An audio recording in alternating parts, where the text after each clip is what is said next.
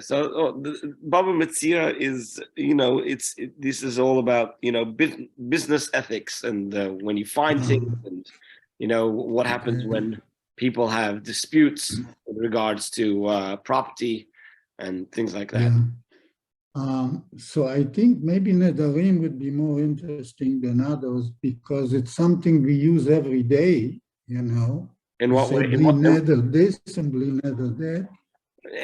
This is true, but Nedarim happens to be a complicated tractate. It's not such a simple tractate. Oh, It's one of the harder ones actually. okay. But there's one that nobody mentioned, which I'm a bit surprised. But we'll see. We'll see what else other people say, and hopefully they'll bring what we call milsa b'taima. They'll bring a reason for their choice, and tell us why they would like that one in particular. Because Shabbat, you said Shabbat is too long and Shabbat is difficult. Shabbat is long. Shabbat is long. It's interesting, but it's long. Yeah, it's long, and some. But we learned Alchot Shabbat. We learned also from the Shulchan Kitzur. Right, but you have to appreciate. Yeah, you have to appreciate that when it comes to the Gemara, we don't paskin halacha from Gemara, which means to say, you don't have a question and then look up the Talmud and then come out with an answer. What we do is we take the codifiers who have full knowledge of the Talmud, and they help us to decide which one of the opinions that are mentioned in the Talmud we use. And the Talmud is not only comprised of halakha, but also of stories, of legend, of pieces of advice, lots of stories. So, it's that when we say you have a tractate that talks about Shabbat, there's a lot more in Shabbat than just Shabbos. So, for example, towards the end of the tractate of Shabbat, there's a whole long discussion about the different constellations and what they mean, and whether a person has mazel or they don't have mazel, which on the one hand doesn't directly relate to Shabbat, but nevertheless is brought up in the discussion over there. So I wouldn't take the name of the Masechta to really get a good understanding of what the whole tractate is going to be dealing with throughout. It does have a title because it is it is reflecting about the theme, but it doesn't necessarily mean that that's everything that's going to be discussed. All right. So let's hear from some others whether anybody's done their research and have a compelling case for a particular Masechta. I couldn't remember what the tractate was to do research with the Musa. There's quite a bit of Musa in one of them, you said. Yes. Soita has a lot of Musa. Yeah, that interests me because it's an everyday practicality thing, and it's we really need to watch our behavior, and as Jews in a Gentile society, and I think I think we're very lacking in that area. So I would say in general, right, putting the tractate aside, Pirkei Avos, it's not for nothing that we learn Pirkei Avos during the summer.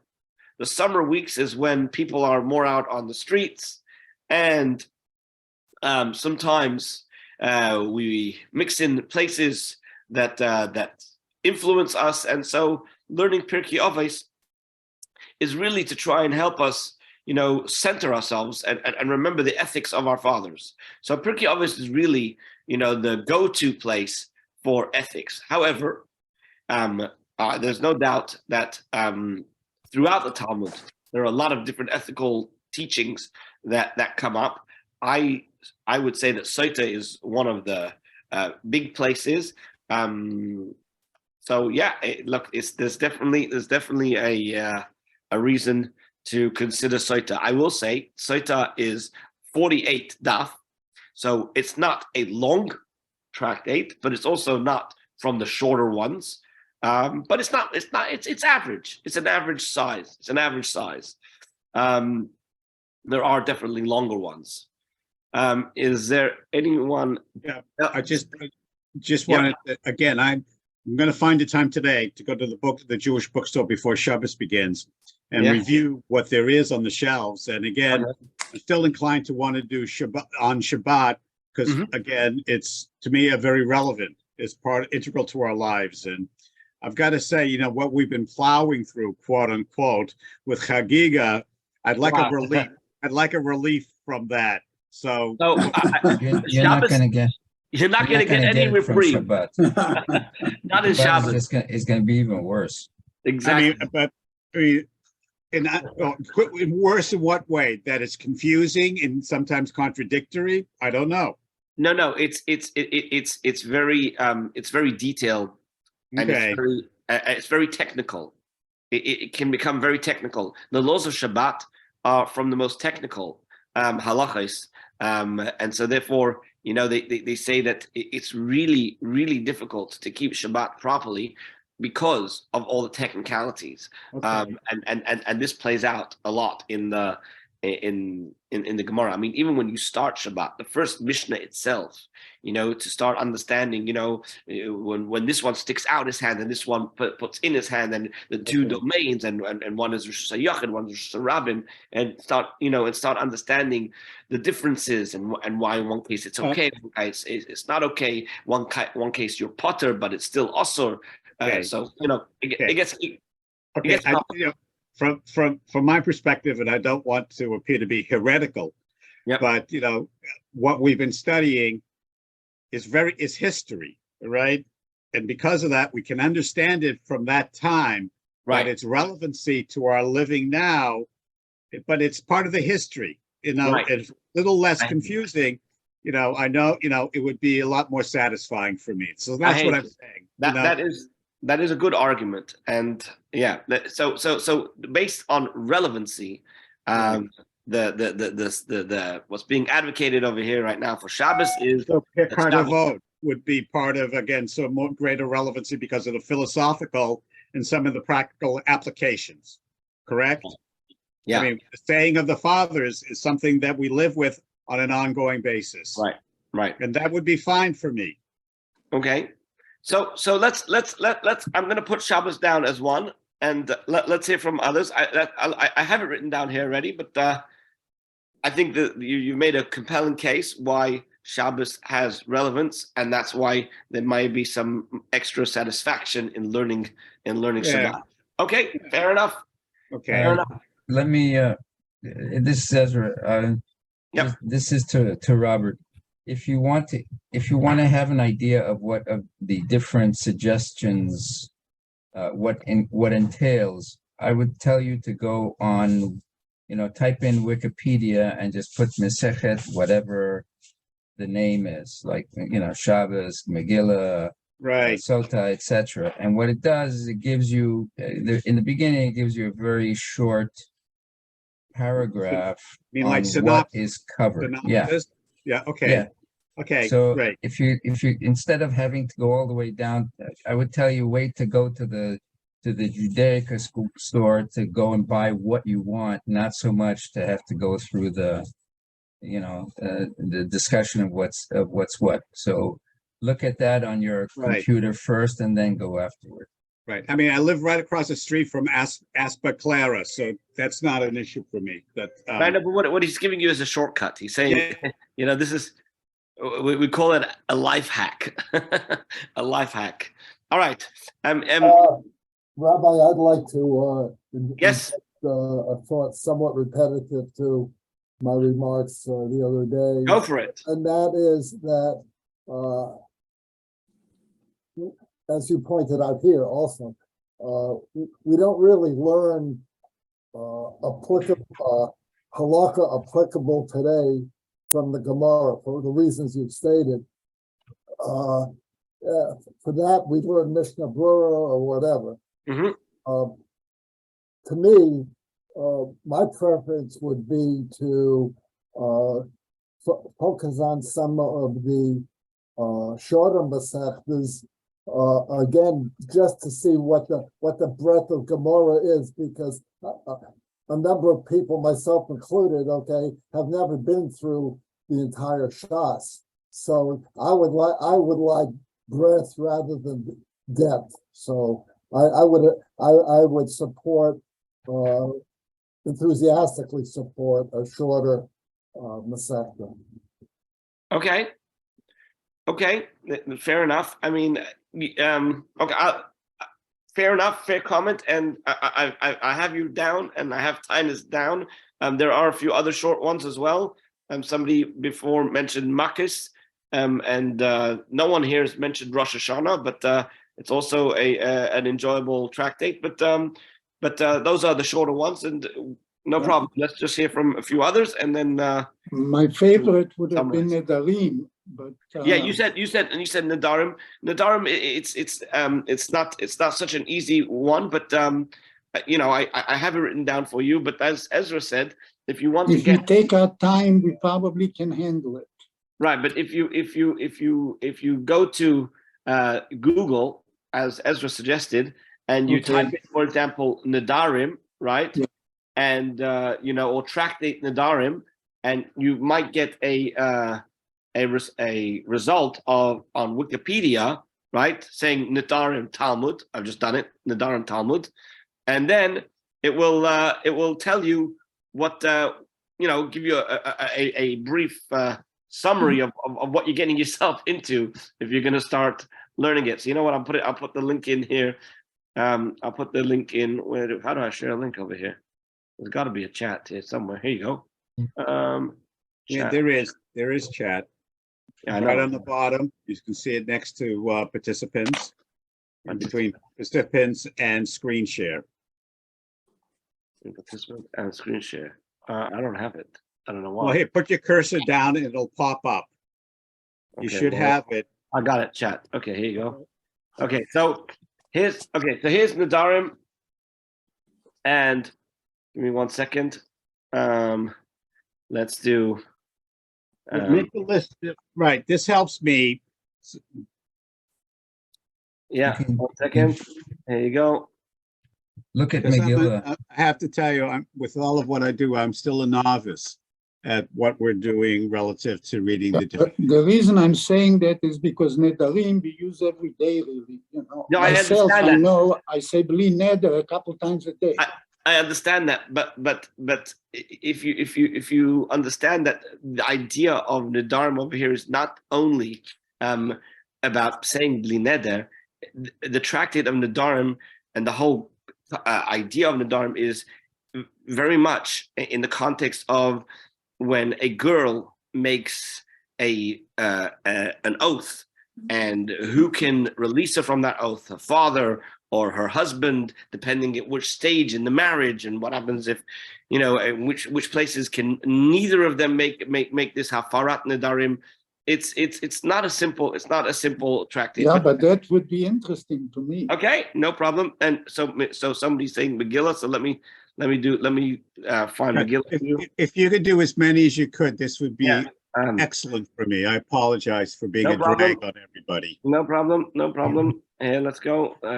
This is the next one. There you go.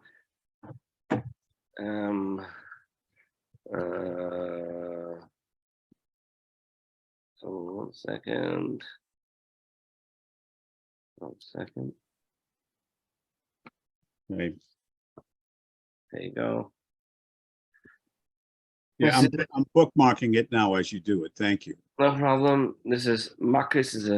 It's an interesting one. It's also a short one. Oh, I didn't do Tinus yet, so let's do Tinus.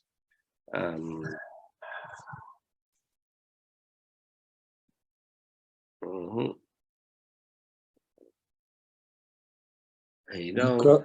Because Marcus is again not relevant to our time. So it's true. It's look.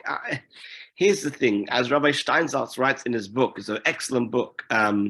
What's it called? It's called The Essential Talmud. Right? It's a very good book. If any, I highly recommend it. The Essential Talmud. Anyway, Talmud is, as the word indicates, study. study for study's sake. It's studying, it's the pursuit of truth, right? And irrespective of how relevant it is for me today in how I'm going. Yeah, but it does make it interesting, more interesting to some people, you know, more. Yep. Fair enough. Fulfilling. Fair enough. So one second. Ezra said Moed Cotton. So I added the link to Moed Cotton Oh, already. you did it? Oh, okay, fantastic. Okay. The ones that I'm adding is actually a synopsis. I think the ones that you're adding don't give so much of a synopsis. It's just a listing of articles. So, you know what? I'll leave it to Ezra then, because you're doing it better than me. So Yeah, we'll give him extra credit for it. That's good. No problem. So 1 second. Let me just see which ones we have already. Okay, we've got Nadarim, Shabbat, Megillah, Makkas, Moed Katan, Tainis, and that's it. So what am I missing? Oh, Soita. I didn't do Soita. Let me just add Soita. Ezra, are you able to get Soita for me? I'll do it, Rabbi. All right, thanks. I'm doing it one. No problem. One bit at a time. Okay, no problem. Okay, and you want to get Sota? Okay, fine. I'll get Sota. Okay, and well, you know, sometimes when a person wants to choose something, it's always good to refer back to something that they have already done and say, this one I enjoyed, this one I didn't. So if you could find me something similar to this, right, and not as similar as this, it's easier to be able to work off that, because, you know, if you say that you learned brachos and you enjoyed brachos, then I enjoyed brachos very much because I do it every day. So the same thing with Nedarim, you know. Right, but when it comes to brachos, there are many things in the tractate of brachos that are not daily practices. But generally, yeah, the theme of brachos is something that is our daily practice. Okay. Is anybody that had something that they wanted to? Oh, one sec. What's this? Mordechai, the MTA asked me to come out all the time. I don't know the system. Oh no, it much. Starting next week, I hope to rejoin at some point in the future. Okay, no problem. If there's anybody else that has already looked into it and has received the recommendation, I'm happy to listen. Because we are coming to the end of the Masechta, and it's literally within days that we're going to be coming to the end. I think there's the end of we should finish Daf Chav Hey today, and then there's Chav Vav, and then Chav Zayin is not a full Daf either. It's only one side, so it's not going to take too long to finish. Okay. Excellent. Thank you, everybody. Okay.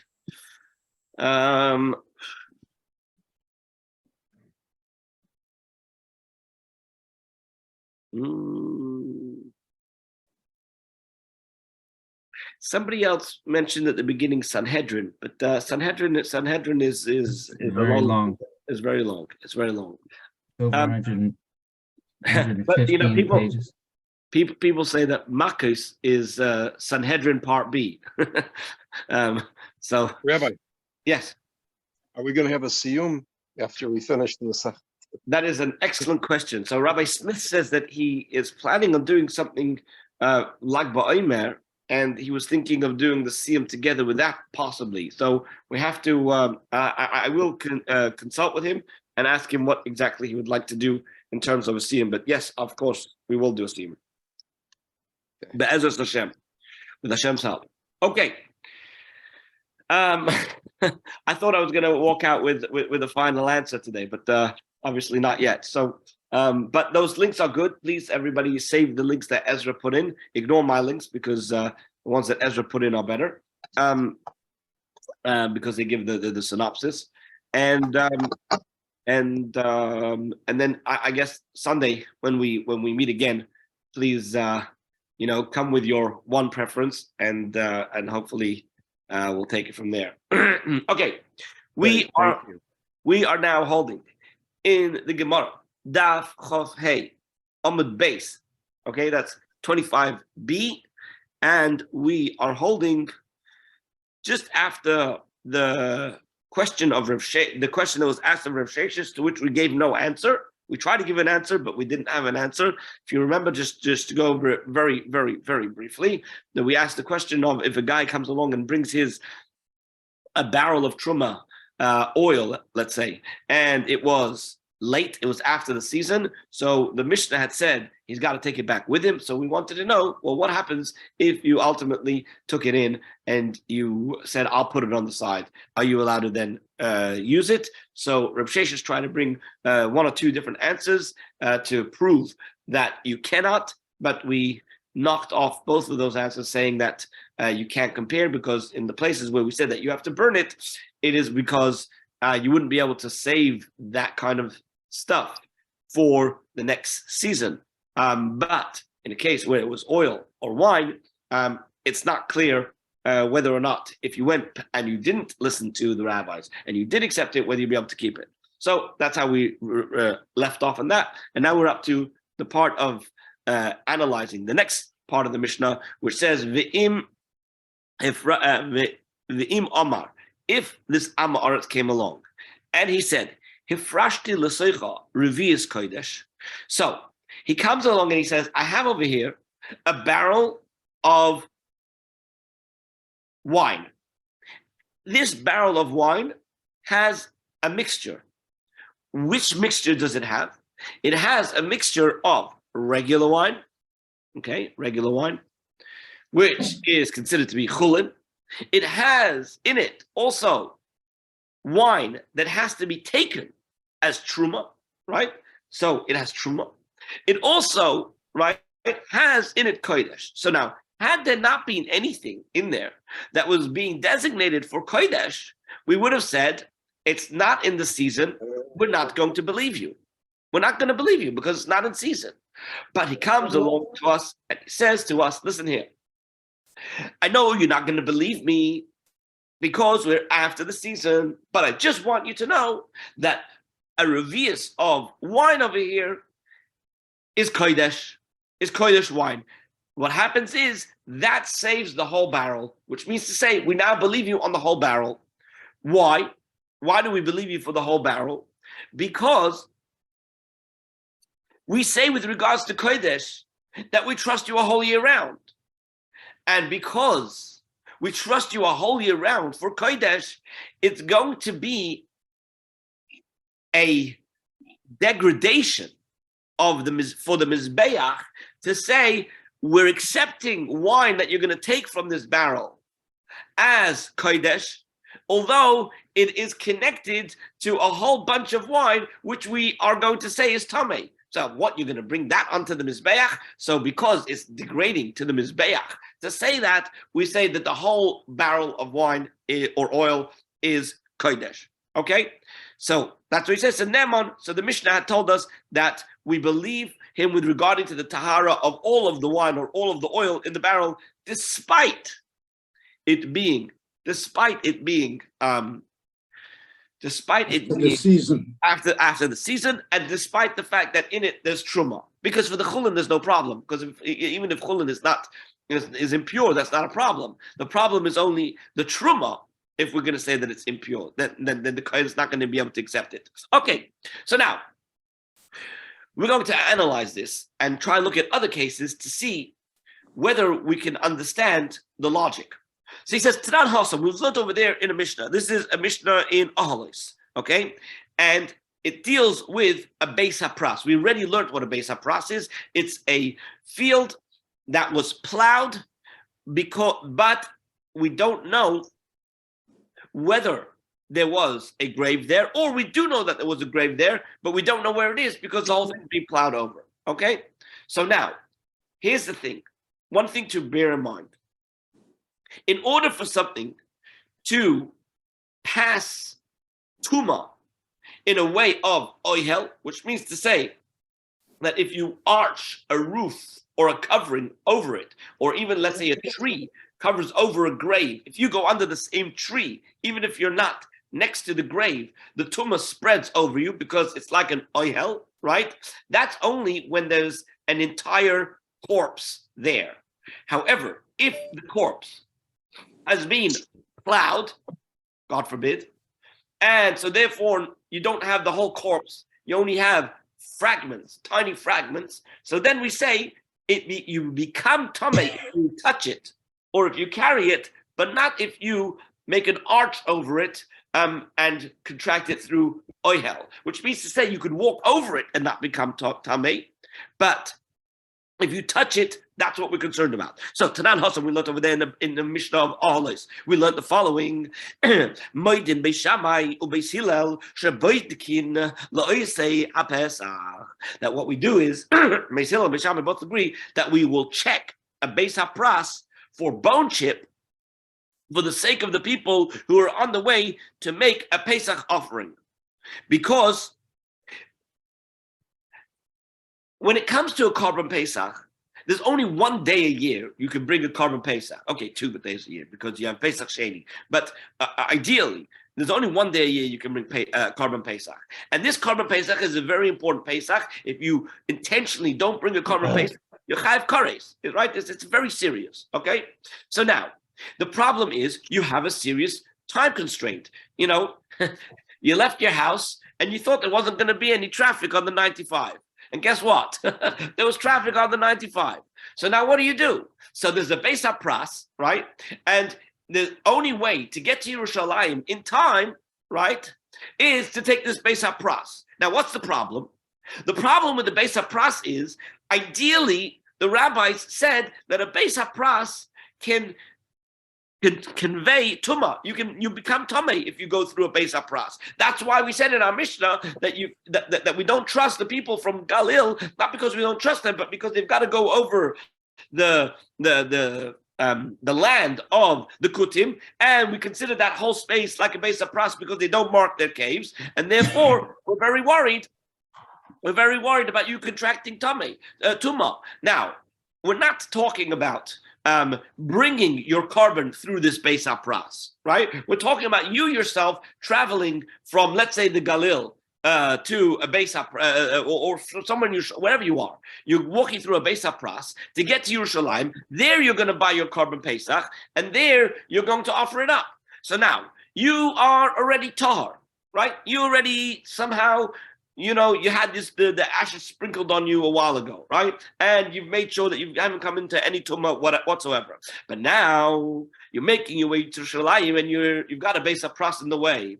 So the question is, if I go through the Beis HaPras and I apply this rabbinic fence, this rabbinic decree that you're going to go through a Beis HaPras, then I'm going to make you tamei. So what kind of tamei you're making me? You're making me tamei mess. Why, right? Because you're worried that I'm going to come into contact with a bone of a corpse, which makes me tumas mess. So now I'm going to come to the Beis HaMikdash, and they're going to say, wait a minute. You have to go to the mikvah. I have to sprinkle you with the Efer of the Apar Adom on the 3rd day, and then on the 7th day. By the time you finish that whole process, I can't bring up the Korban Pesach. So Beis Shammai and Beis Hillel both agree that we allow you to check the Beis HaPras. We allow you to check the Beis HaPras for bone fragments, and if you don't find any bone fragments, then you can go through and you're okay. We're going to see that there's 2 opinions what it means by checking, but we'll go with, for now, the basic understanding of what it means to check is that you get down on the floor and you blow, and by blowing, if there's a fragment that is a corn grain. A grain of corn, a barley, a grain of, was it a grain of barley? That size bone, and you blow to make sure that it's not there. Because if it were there, by your blowing, it would come up, and when it would come up, you'd be able to circumvent it. You'd be able to go around it and not come into contact with it. So we make this special leniency. For the Korban Pesach. However, They both agree. We're not going to allow for that lenience to go through this Beis HaPras and blow and check your way to be able to walk through it for Truma. Why not? Because Truma, there's no time limit. Wait, go around, go, or not even go around. If you go through and you become Tameh, you'll go to the mikveh, you'll wait 3 days, 7 days, it's fine. You'll wait because there's no time limit for eating Truma. So you'll be fine.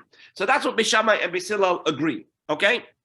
Now, the Gemara asks, my boy kid, what do you mean that you check the Beis HaPras? How do you check? So Amar Rav Yehuda, Amar Shmuel. One opinion is in the name of Rav Yehuda, in the name of Shmuel. He said, "Menapeach Adam Beis Pras v'hoilech." He blows on the ground of the Beis HaPras and he walks through, because by blowing, if there's even a kernel of a bone, it's going to come up. You'll see it, and then you walk around it. You don't have to. You're not gonna. You won't contract any tuma this way. Okay. A second opinion is that's not what you do. No. Reb Chia bar Abba Mishmei De'ula Ama. So he says what it means to check the Beis HaPras is Beis HaPras Shenidash Tahar. A Beis Habad that was trampled by other people is Tahar. Why? Because we say if many people have gone through this Beis HaPras, they've definitely kicked up and kicked away any fragments of any bone. It's only a freshly plowed field, or field where there may have been a grave that was unmarked, right? So there we're concerned it's just been plowed, so you might come across a chip of a bone. However, once you have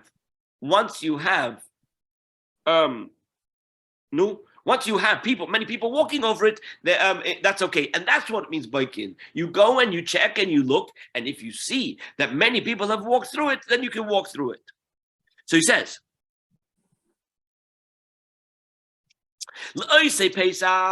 for the people who are making a korban Pesach, so there's a special idea that the rabbis did not establish their decree in a case of a commandment where if you don't do it, you're going to be chayiv kores, you're going to be cut off, right? When the Chachamim realized that by making this extra stringency, right, that you have to be worried about a Beis HaPras, which is not a biblical obligation, by the way, it's a rabbinic obligation. So they said, in the place of a korban Pesach, where there's a kores associated with it, then we're not going to make such a decree. But lo'ichle truma, when it comes to truma, then hemidu divreim b'makim misa. They did establish the decree in a case where there's a danger of death at the hands of heaven, meaning to say that when somebody partakes in truma while they're tamei, they're chayiv misa, right? So therefore, because there's a chashash, there's a concern, so they said that's why we are going to still leave the Beis HaPras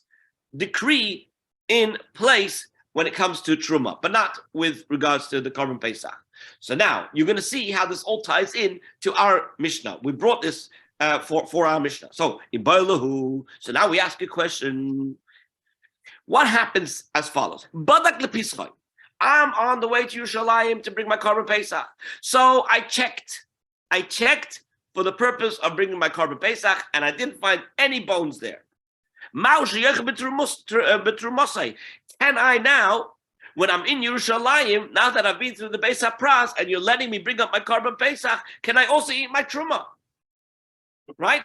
Or are you going to make a distinction and say you can eat your korban Pesach, but you can't eat your truma? That's the question. Okay? Everyone understand the question? Yes. Yeah. Okay. So says the Gemara, Ula said, Badak lepischoi, if you checked it for the korban Pesach, which means you checked this Beis HaPras, and now you've gone through the Beis HaPras, mutar lecha b'trumasai, you're also allowed to eat your truma. We say that once you've already gone through, and we've said you're okay for the korban Pesach, we're also going to allow you to eat the truma. Rabba bar Ula says, Bodak lepischoi, if you checked for the korban in order to be able to go through, in order to bring your korban Pesach, nevertheless, I still say Osur lechel b'trumosai. You cannot eat your truma on that basis. So now, says the Gemara, Omalahu hahu saba, Omalehu saba. A certain elder said to Rabba Bar Ula. Now, it's pointed out that generally in the Gemara, when it says hahu saba, it's actually a reference to Eliyahu Hanavi. But anyway, be that as it may, he came along and he said to Rabba Ba'ula, and this is where our Mishnah is going to kick in, because he's going to bring a proof from our Mishnah to agree with Ula, to say that once I've checked for the Korban Pesach, and I've said it's okay for you to bring up your Korban Pesach and eat your Korban Pesach, then you could also rely on that to eat your Truma. How? He says, he said, do not argue with Ula on this matter, because he's right. That's non-kavose, because we have a Mishnah that says in accordance with his view. What does it say in the Mishnah? This is our Mishnah. Our Mishnah says, if the Amorit said, that I've separated within this barrel, which has truma and has tevel, it has like chulin, right? I've separated from it a bit of kodesh that I want to offer on the mizbeach. What do we say? Naaman, that he's trusted. Alma. So what do we see from this? The mehemen akodesh nam. That since he's trusted regarding the Kodesh, right? So now he's also trusted with regarding to the Tahara of the Truma portion of this oil. So, just like we say this in our Mishnah, that he is believed, right? Because we say that once you've approved it for Kodesh, you're going to approve it also for Truma. So, Hachinami, so too in this case with the Beis HaPras, Midehemen Apesach. Since you've already believed him with regards to the Korban Pesach, you should also going to trust him with regards to Truma, that the Beis HaPras had no fractions of any bones, and therefore we say that this case of the Korban Pesach, right? We paskin according to Ula, who said that we do allow the person to consume truma, despite the fact that generally we say that we only make this leniency for the Korban Pesach and not for truma. So if you were to be coming at different times of the year, one time for Korban Pesach and another time for the truma, we would say the law of the rabbis still stand in its place with regards to truma, and it wouldn't be okay to just blow your way through the Beis HaPras. But if you do it together, which means to say you've already brought your Korban Pesach, in other words, you come to bring your Korban Pesach, and you went through Beis HaPras, and you did what you were told to do by blowing, and we said you're okay to bring up the Korban Pesach on the wings of, on the back of being able to bring your Korban Pesach. We're going to allow you to also consume truma. And what's the proof? Rabbi. Yeah. What when you say blowing, how do you blow? They didn't have blowers.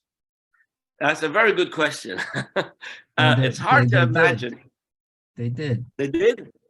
Yeah, you know those the bellows that you use to increase the fires. You probably had bellows. Right.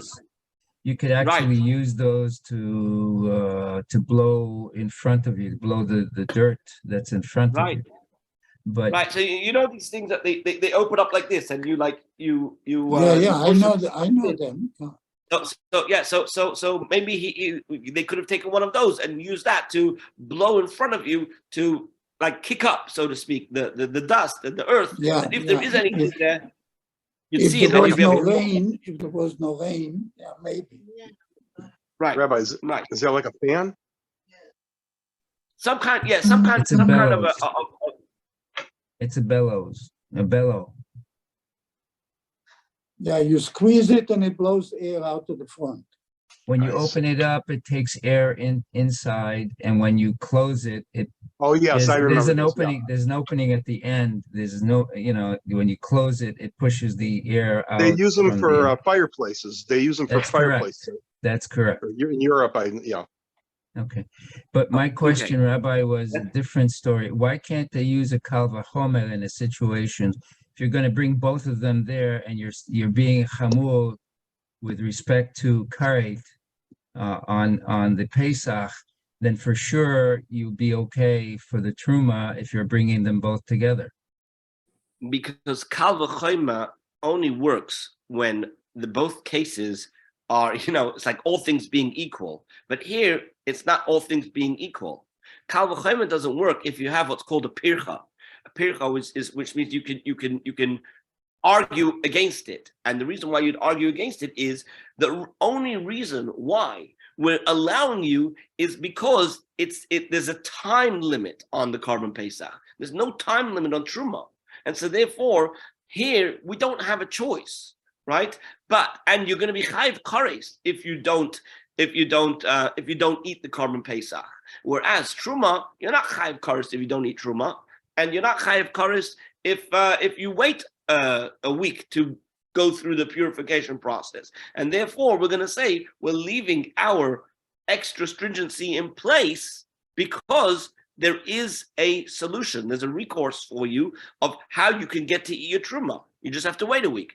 Korban Pesach, there's no recourse. There's no way around it. And so therefore, we wouldn't use a kal v'chomer in such a case. No, I'm saying in this particular situation where they want to bring both of them together.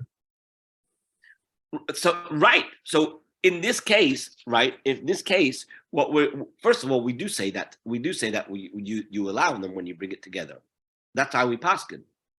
We say that you do, because the real reason why we do is because we say, imagine how it looks to the outsider when he sees a guy coming along who's being considered to be Tomei Mace for Truma, who's allowed to bring up a korban. That is like the biggest insult to the Mizbeach.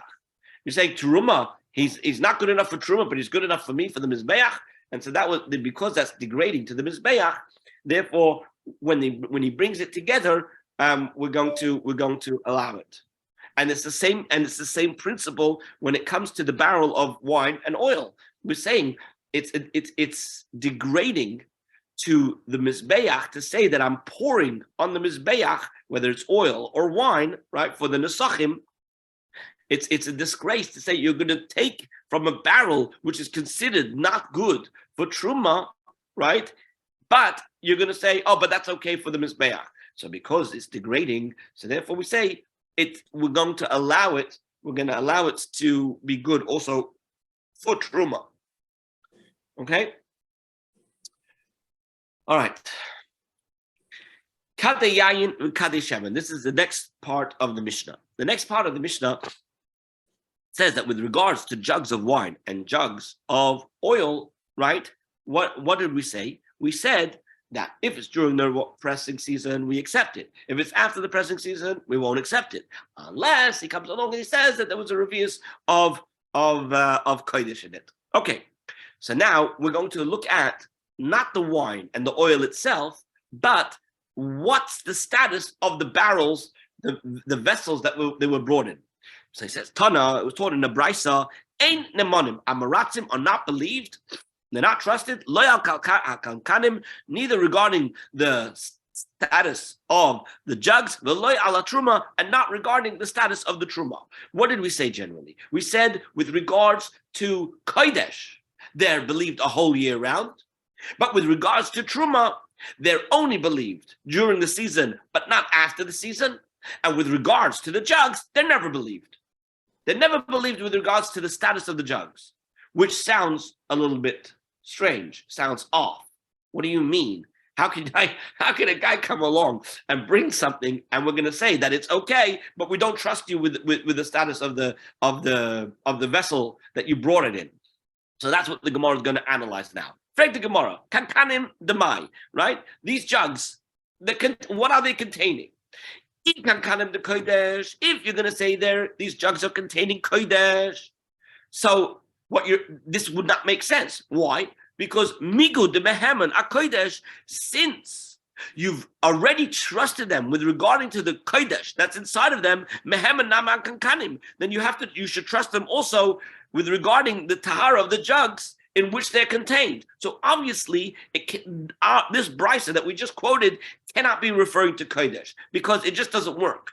The logic doesn't work, and the halacha the halachic status of the kodesh inside of it, everything would be a problem.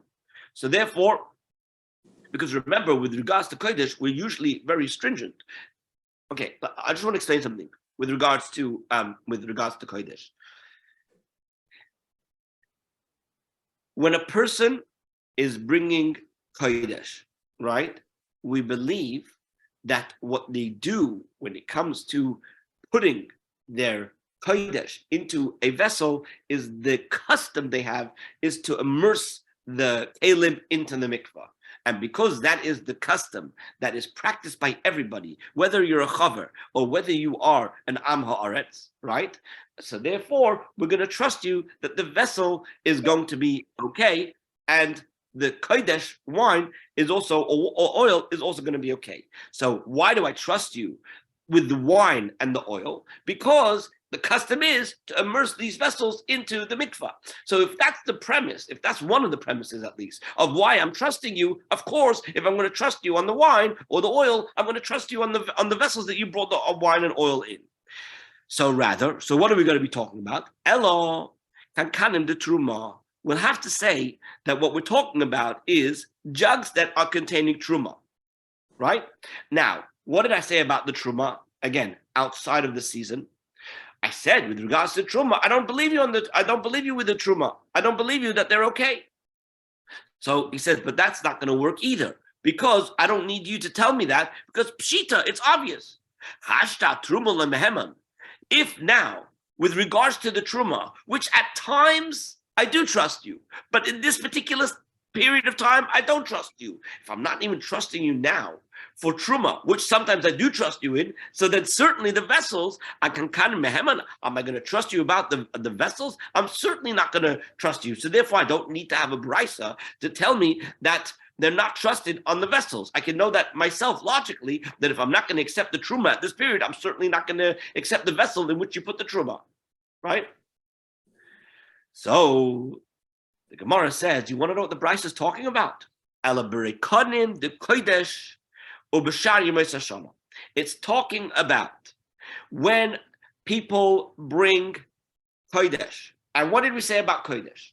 Kodesh, we trust you a whole year around, okay? So it's now a time where there's no pressing, because if it was pressing, I would trust you with regards to truma.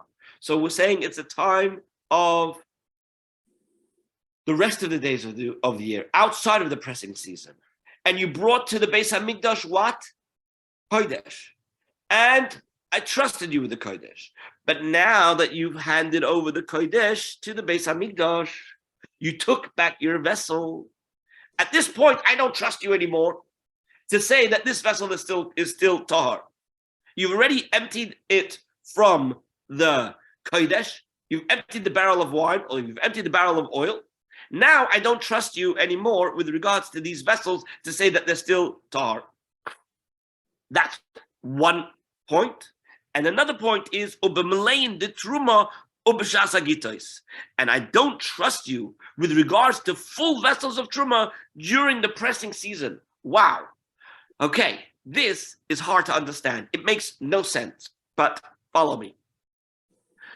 We're coming along and we're saying, we have to make certain leniences and considerations and accommodations, because otherwise the Kohanim are never going to have anything to eat. They're not going to get any truma. They're not going to get anything from the Am Haaretz, because we're going to always say that they're always not believed. So therefore, we have to make certain dispositions and leniences to be able to say that the truma of an Am Haaretz during the pressing season is going to be okay. Fine, no problem. Okay, so we trust them with regards to the truma. However, we don't trust you with regards to the vessels that you bring it in. So what are you saying? What I'm saying is that you've got to come along, and the kohen is only going to be able to take the truma if it's poured into his own vessel. He cannot take the vessel that belongs to the Am Haaretz, because I'm not going to trust the Am Haaretz with regards to his vessel. What about the truma? The truma is going to be okay. Strange. But that's what the Gemara is saying. That's what the Gemara is saying. Yeah. That there's two things that this brisa that we just quoted is teaching us. One, that we don't trust them on that we don't trust them on the jugs. Which jugs? The jugs that have already been emptied of kodesh, and we don't trust them with regards to the full jugs of truma, even during the pressing time. We accept the truma, but we don't accept the vessel. Okay, that's what the Gemara is saying. Frag the Gemara, how does that work? We're going to bring our Mishnah to show that this doesn't really make sense. Tanan, we've learned in the Mishnah, this is our Mishnah. What did we say? In the case of jugs of wine and jugs of oil, which are intermixed. Again, what do we have? We have a barrel of wine, let's say. And the barrel of wine has in it chulin, which we'll call tevel. Why is it called tevel? Because it hasn't been tithed yet. And since it hasn't been tithed, what we have over here is an inappropriate mixture. An inappropriate mixture means you cannot use it until you take out truma from it, right? And we say, with regards to that barrel, we don't trust you, right? However, you came along and you said that there's also kodesh in it, right? So, one second. The Mishnah said, before I mention kodesh, put kodesh on the side for a second, right? I said you have jugs of oil and jugs of wine, right? That are medumois, that are intermixed. So, Frag the Gemara, my lab, medumois de truma. Is the Mishnah not speaking about a jug which has intermixed truma and cholim? If that would be the case, then we see that during the pressing season, the Amaris are trusted regarding to the tahara of the vessels that are containing the truma, right? I'll explain to you what the Gemara is perplexed about. It gets stuck on the word meduma, because medumais, demai, denotes a forbidden mixture. What does it mean, a forbidden mixture?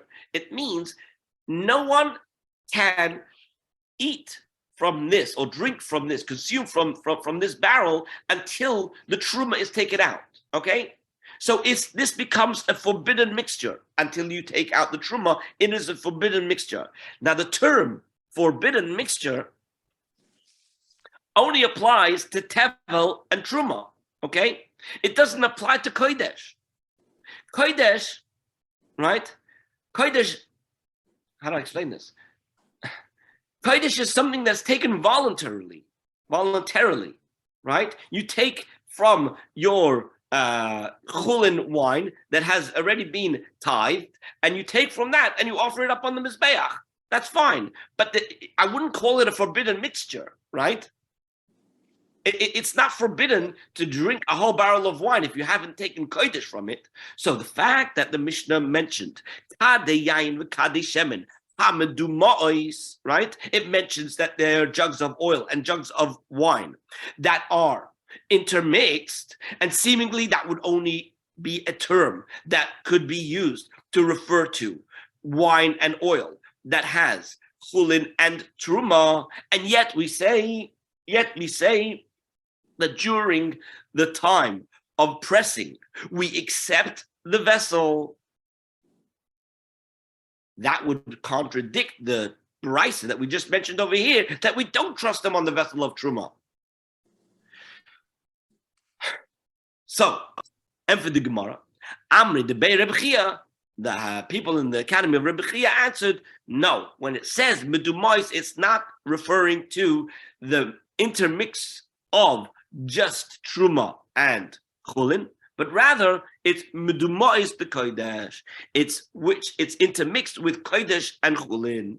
Since the vessels contain kodesh as well, so therefore that's why we will accept them and trust them with regards to the tahara of the vessel as well. It's the kodesh that saves the vessel, right? Because we said we accept them, and we accept them with regards to, we trust them with regards to the status of the vessel if it's a vessel that's holding kodesh.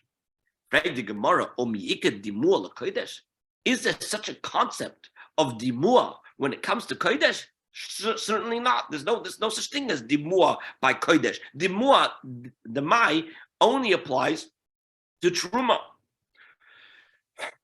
And for the Gemara, Amud debate, Rabbi Eloi, so those in the academy of Rabbi Eloi said that Mitaher es Tivloi Lito Mimenu Nisachim. What's happening is you have somebody over here who is preparing his tevel in a state of tahara in order that he can take the libations from it. It means like this.